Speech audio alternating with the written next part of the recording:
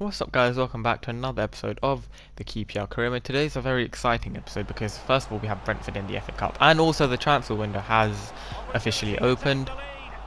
But anyway, before we get into some transfer news, we had to obviously take out Brentford. They had a huge chance in the opening, chance, and they missed. Luckily though, we took our chance through Bright Osai Samuel with a very nice finish there to put us 1-0 up against our West London rivals, who actually beat us earlier on in the league. So obviously to knock them out of the cup, that would be quite impressive if we can do that. And we had the next chance just a few minutes later. Charlie Kelman was put through on goal. He sweated it across to Osai Samuel. The keeper somehow managed to keep it out, but Kelman got the ball back from Bright and he turned the defender and just finessed it into the corner to make it 2-0. We had a good lead. We were now in a position where I felt that we would not throw the game, but we have thrown the game, being 2-3 goals up before in the series, but we won't acknowledge that right now. At half time it was pretty even. Brentford obviously had the huge chance at the start, which they did not take. They did however take their first chance of the second half to make it 2-1 and to make us sweat a little bit. Once again it comes through a cross, headed down, and their player scored, but luckily that didn't change the outcome of the game and we came away 2-1 winners. We went through in the FA Cup, and the next game was against Coventry away in the league, and once again it was Charlie Kelman who scored the opening goal to make it 1-0 obviously.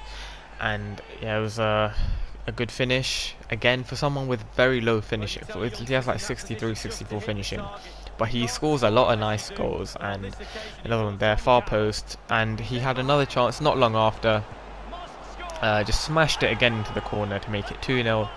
And after 16 minutes, Coventry were looking very vulnerable to getting smashed, and Kelman was doing whatever he could to make sure it happened. There's a nice ball through as well from Tom Carroll there.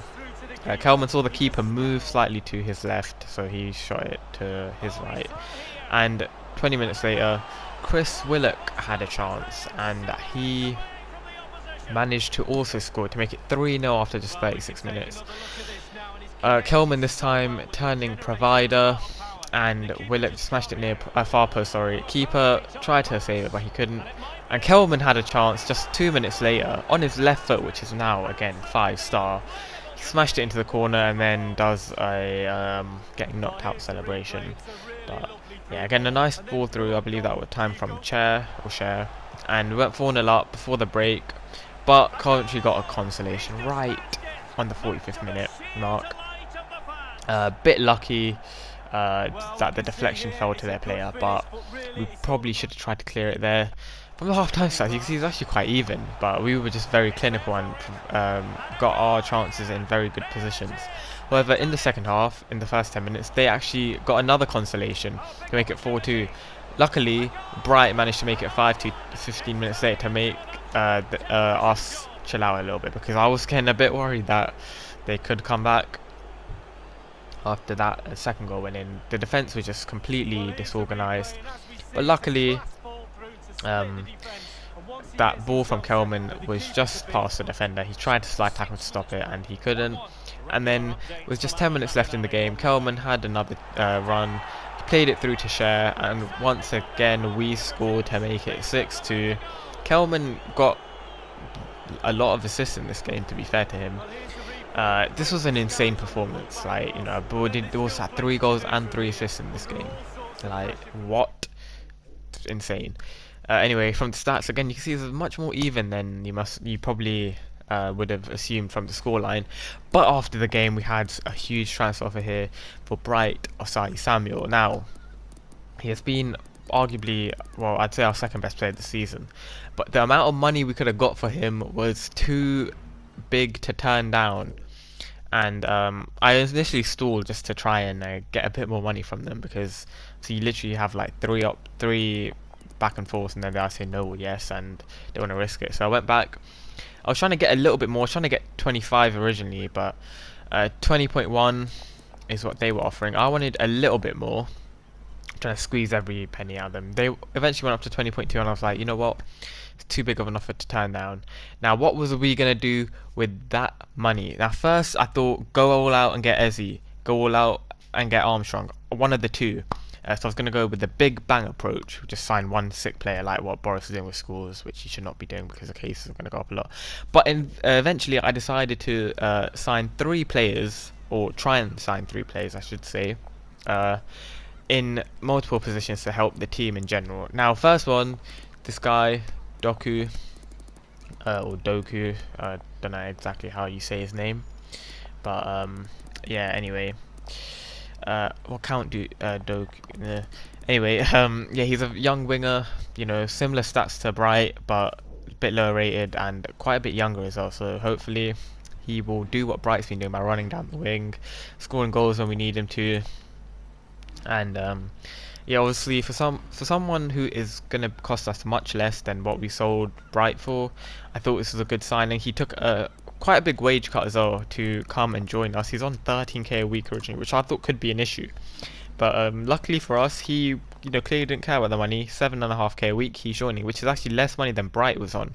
So we've replaced Bright with a younger player, arguably not as good right now, but we'll hopefully be able to surpass Bright in terms of rating soon. Next position, I wanted a new right back.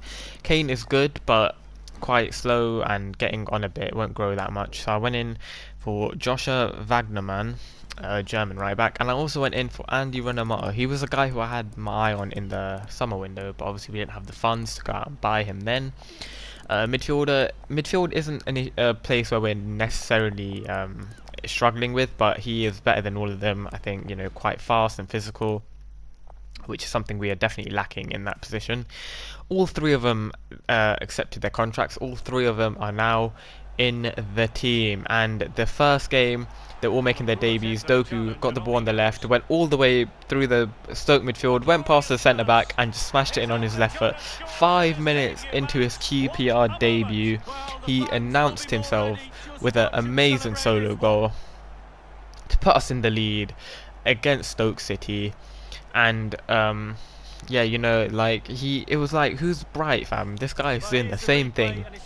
He's even quicker than Bright as well, and yeah, so a really nice finish on his left foot to make it 1-0. And then on the 10-minute mark, he had another chance. So again, he was just running down the left, trying to evade all the defenders, got past a couple, and again he just kept going, got tackled but kept the ball, slowed down, had a chance, and luckily the keeper managed, well, luckily for them, the keeper managed to keep out. Again, a really good run, and he had another chance here. Nico playing the ball through to him, finesse shot around the keeper into the back of the net, and within 20 minutes of his QPR debut, Doku had 2 goals. He was literally playing exactly like how Bright was, from that left, just cutting inside, scoring goals, being dangerous. And yeah, half time we were 2-0 up. We were definitely the better team, I would say. And Doku had a hat-trick chance in the 50th minute. He went through. Unfortunately, though, his finesse shot was just not good enough, straight at the keeper. And Stoke got a goal back to put them back in contention. And that was a bit scary because of how bad we have been defensively. 1 goal is all it takes for the computer to just bang another one in straight after. And 10 minutes after their goal to put them back in the game, they managed to get the leveller. Again, our defense was just completely split open, and yeah, I don't know why that was, but Joe Allen, the former Liverpool players, are really hurting us in this series. But in the 92nd minute, Charlie Kelman, he did it earlier in the season, he's done it again. He got the goal with virtually the last kick of the game to win us the game. Good finish from him, and obviously he ran over to yours sincerely, me, and celebrated because it was a really good finish.